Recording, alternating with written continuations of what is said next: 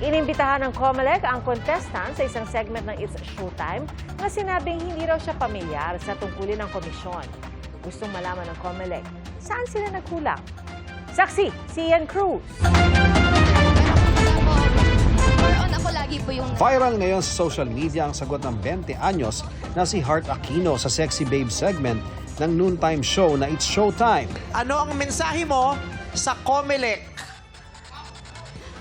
Sorry po, hindi po ako masyadong knowledgeable about sa COMELEC.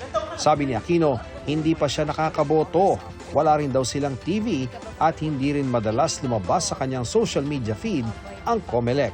Dahil dyan, inimbitahan ng COMELEC si Aquino sa kanilang tanggapan para raw mapagpaliwanagan at malaman kung saan sila posibleng nagkulang.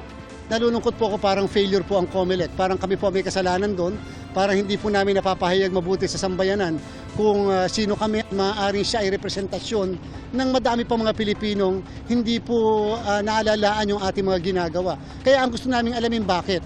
Sinisika pa naming makuhang pahayag ni Aquino. Sa edad na 20, bahagi si Aquino ng mga tinatawag na Gen Z o yung mga edad 18 to 28 ngayong taon. Halos 27% ng mga registered voter ngayong 2025 bahagi ng Gen Z. Pangalawa sa mga millennial o mga edad 29 to 44 na pinakamarami ngayong eleksyon 2025. Baka sakaling matulungan niya kami upang sa pamamagitan niya bilang isang kabataan ay siya mismo ang magamit namin upang maipahayag hindi lang kung sino ang COMELEC, kung hindi paano ba boboto ang kabataan sa darating na halalan. Kanina, nakipagpulong si Garcia kay PNP Chief Romel Marbil tungkol sa nakikitang pagtaas ng election-related violence.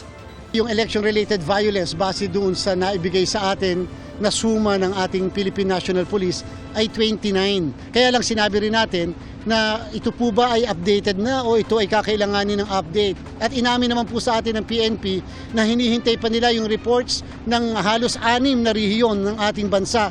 Para sa GMA Integrated News, ako si Ian Cruz, ang inyong saksi. Mga kapuso, maging una sa saksi. Mag-subscribe sa GMA Integrated News sa YouTube para sa iba't ibang balita.